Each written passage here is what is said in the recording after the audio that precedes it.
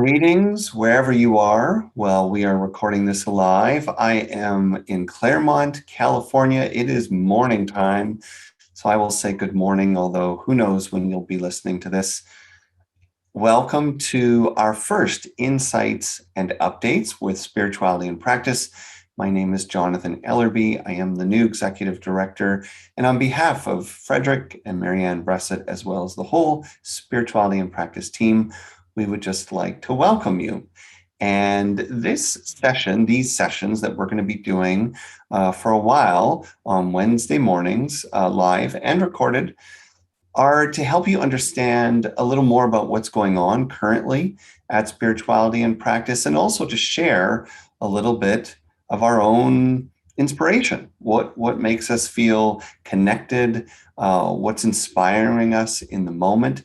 And today we will dive into our spiritual alphabet by exploring the most obvious word for the month of November, at least in North America, which is gratitude. So we wouldn't be Spirituality and Practice without practices, and I'd like to invite you to join me to begin first with a little practice. So we're going to do a little centering, a little breathing, have a prayerful moment. Then we'll reflect on gratitude, one of the most important letters in our spiritual alphabet. And then finally, we'll talk a bit about what's coming up and some great new things on the website. With that, I encourage you to get comfortable wherever you are. It's important when you do a breathing exercise or a meditative moment to find the balance between sitting comfortably, but also alert. So ideally, your spine is straight, you are relaxed, your eyes are closed. And I'm going to encourage you, if you can, to put your right hand over your heart, your left hand on your belly, and then simply gently breathe in through your nose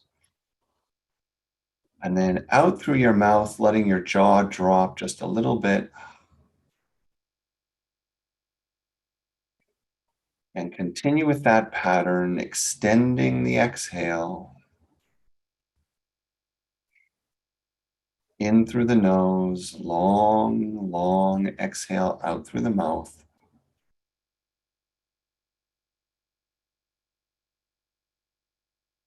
As you begin to feel and allow yourself to grow quiet,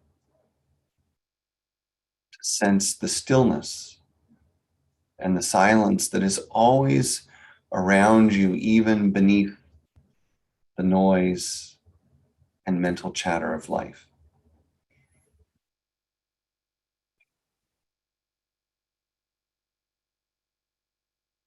If your mind is wandering, bring it back just to your breath. Soft breath in through the nose, long, slow exhale out through the mouth.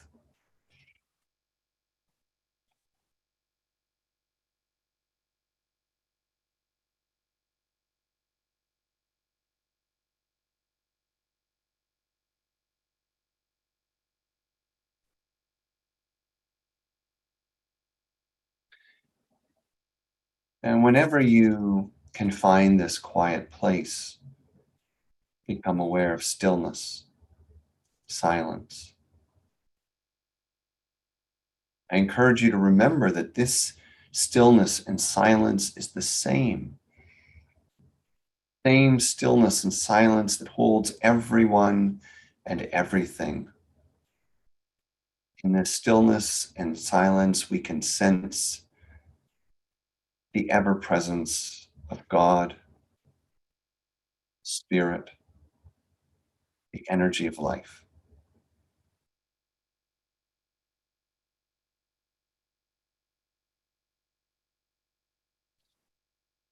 Continuing to connect with your breath, putting your hands down if you like. You can now take a moment just to enter the world of gratitude. Eyes closed and heart open. What might you immediately notice you are grateful for today?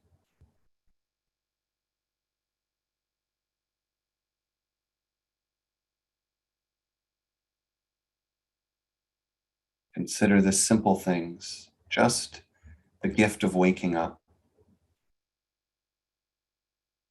the gift of having a computer or some device to sit here, connecting across time and space.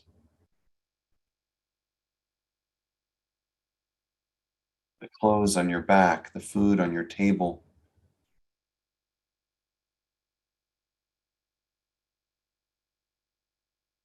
What relationships are you grateful for?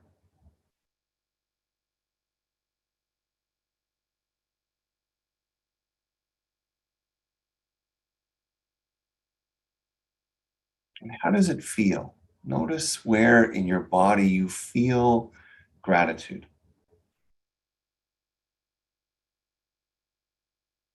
For gratitude is more than an idea, more than an emotion, but a spiritual force, an abiding energy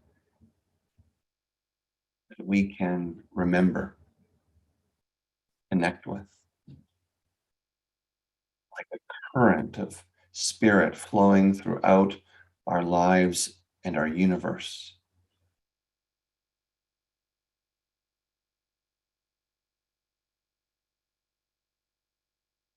From this place, perhaps in your own mind, in your own heart, you'd like to offer a prayer.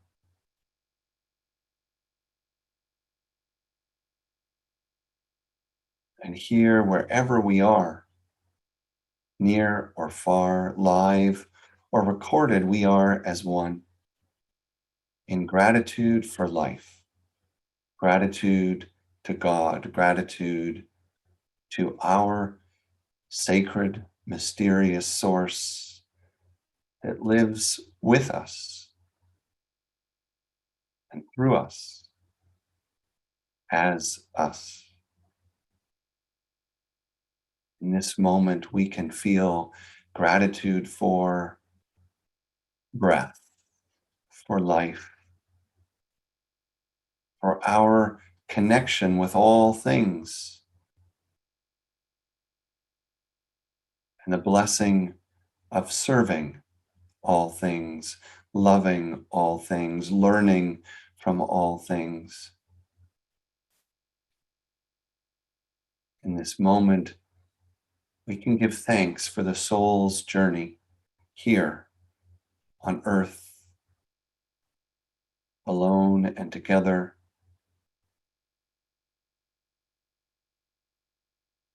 and gratitude for the challenges we face and the ways they call forth gifts, learning, insight, growth, letting go.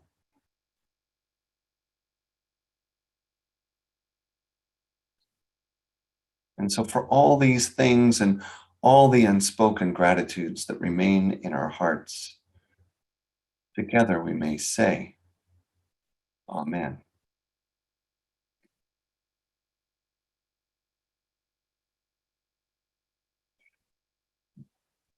So, at the time of this recording, we are just about a week away from Thanksgiving, or what is called Thanksgiving here in the United States. And of course, I appreciate and absolutely recognize that there's a lot to talk about when it comes to gratitude and Thanksgiving. And yet, today I'm not going to be addressing history or the story of Thanksgiving or any of those sorts of things, which rightfully so are in social dialogue and contest, that there are important debates and disagreements about whether we should celebrate this holiday at all. And yet, regardless of history, what we have been left with is a period of time in which people are being invited to consider what they're grateful for. And if nothing else, that is something important. And that is something to hold on to. This is not only the time of Thanksgiving meals for people and family, it is also a time in which we look at the nonprofit sector, the world of charity and donations. Giving Tuesday, November 30th, has become a kind of an iconic day for nonprofits and charities, as they too are summoning that awareness of gratitude and inviting people to give from that place of appreciation. Now, if you want to understand gratitude better, there's no better place to be or to go to than the Spirituality and Practice website.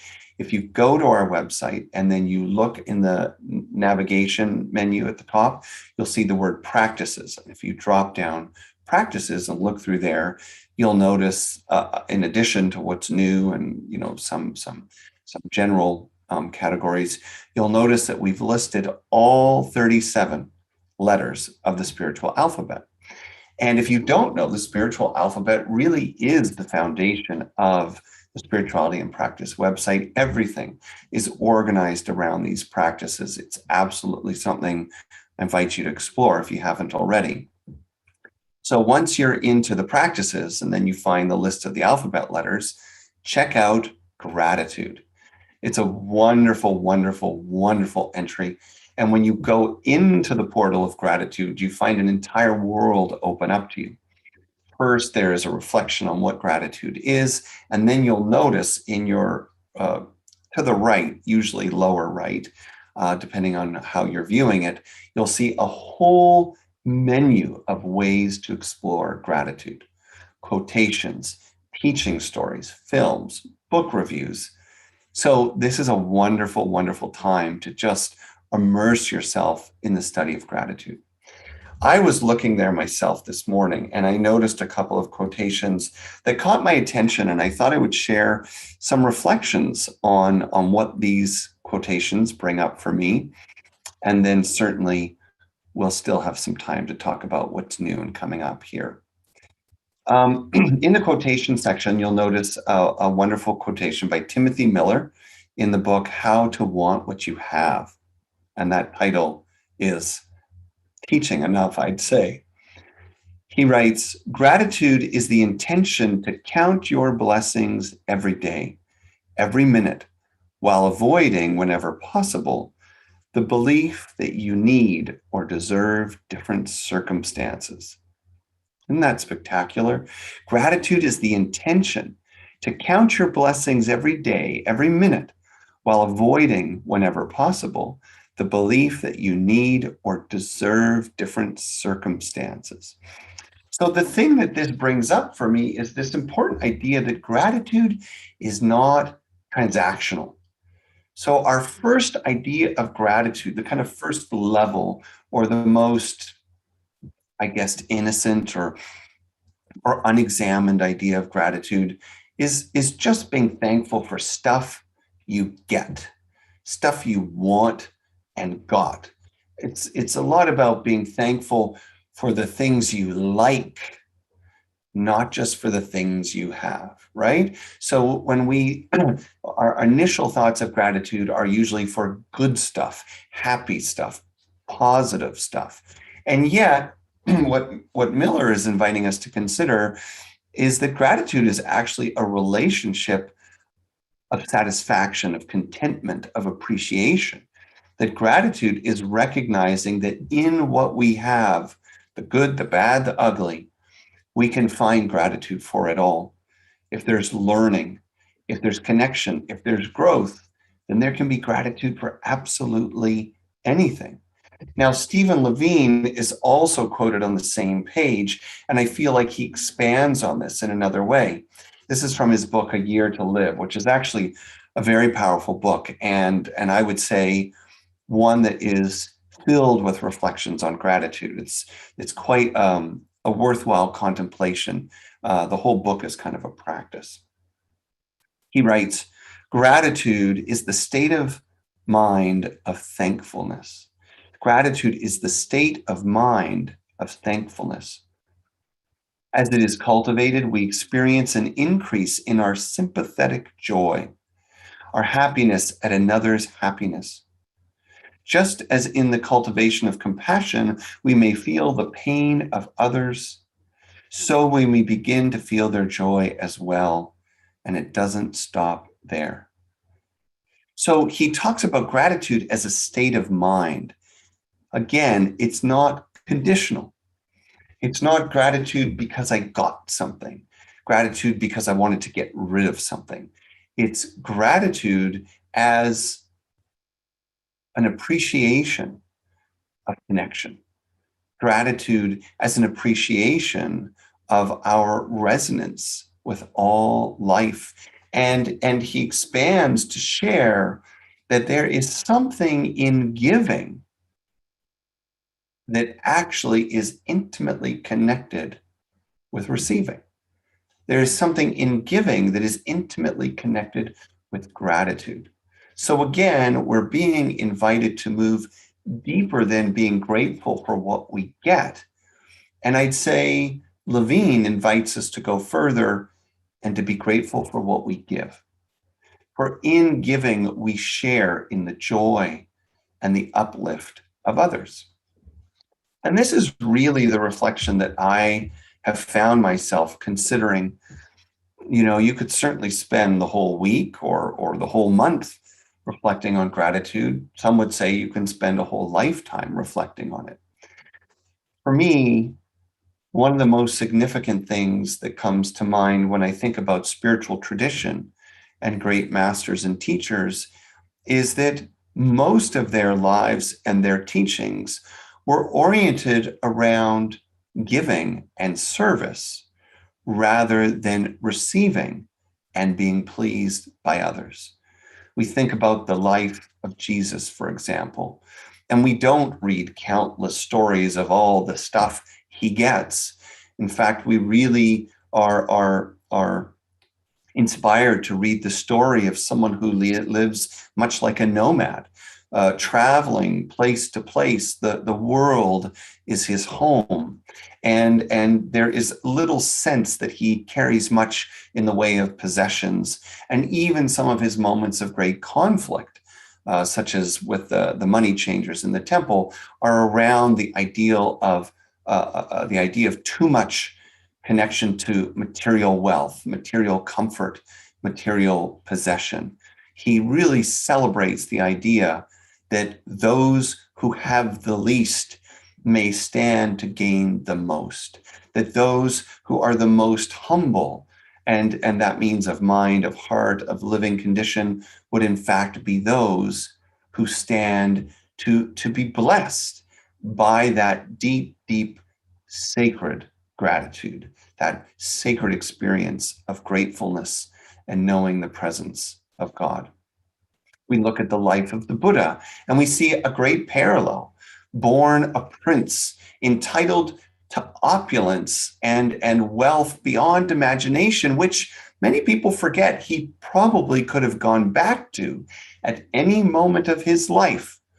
And his father, if you remember the story of the Buddha, would have been delighted in any moment to see him take his place on the throne and as an emperor of wealth and power. But instead, not just in the teachings, but in the very life of the Buddha, we see a renunciation of wealth. We see a life devoted to service, to uplift, to the freedom of others. It is a life of giving and charity. And even when we look across the world's traditions, we find this theme of giving and generosity again and again and again. Native and indigenous traditions were fundamentally based on the principle of generosity. What we find in most indigenous communities around the world is the principle that those who give the most are the ones considered most wealthy. And those who keep the most for themselves or seek the most for themselves or are guarded with what they have, whether it is dreams or visions or talents or material things, that those people will ultimately suffer in time. And so what does all this teach us? Well, I believe what it teaches us is that generosity is actually one of the most evolved forms of gratitude. When we give, We feel grateful. When we feel grateful, we give. These two things are intimately connected. The only difference in the language between generosity and gratitude is we tend to think of gratitude as self-oriented and generosity as other-oriented.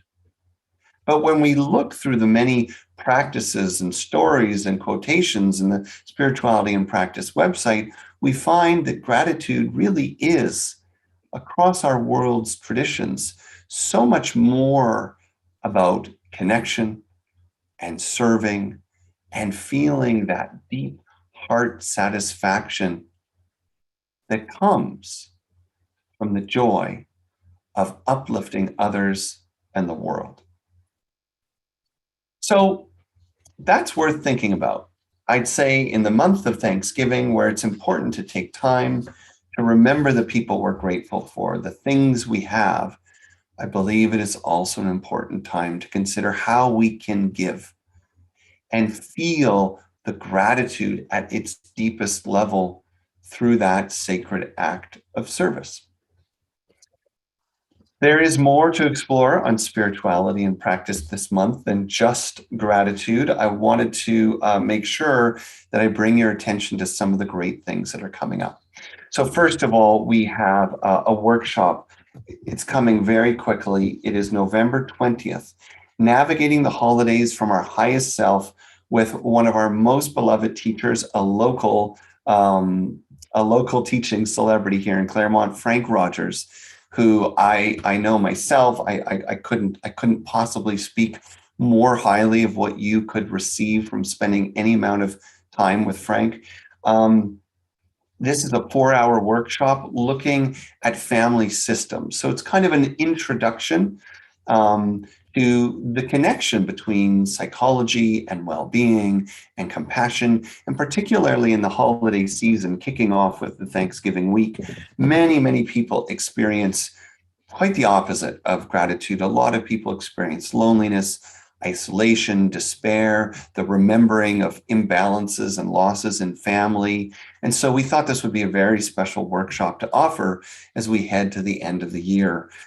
So I really encourage you to consider that and consider gifting it to someone else. I think that this is, I have no doubt that time with Frank in this workshop will make a big difference for anyone who takes it.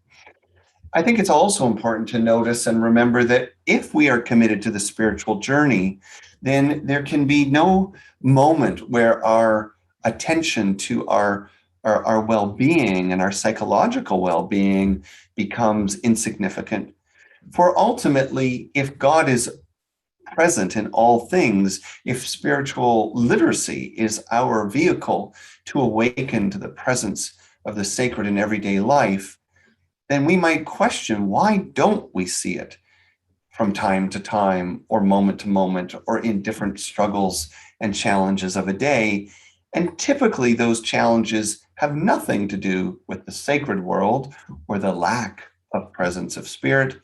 Mostly when we feel disconnected from God and the spiritual world, it's because of our own psychological experience, our internal world. And this is something Frank will help you to transform. Can't say enough about that. If you're more of a do-it-yourselfer and you'd like to just continue to explore your path on your own, as I hope we are all doing, well, we have other great stuff that's just come out to our site. We have a new review of the widely talked about movie Belfast, and Frederick and Marianne Brusset say, no question, this is already the best film of 2021. It takes place in the beginning of the Troubles of Northern Ireland. And so the review on our website actually links to a collection of other films that they've reviewed about Northern Ireland. And embedded in this incredible historical study is the importance of community life.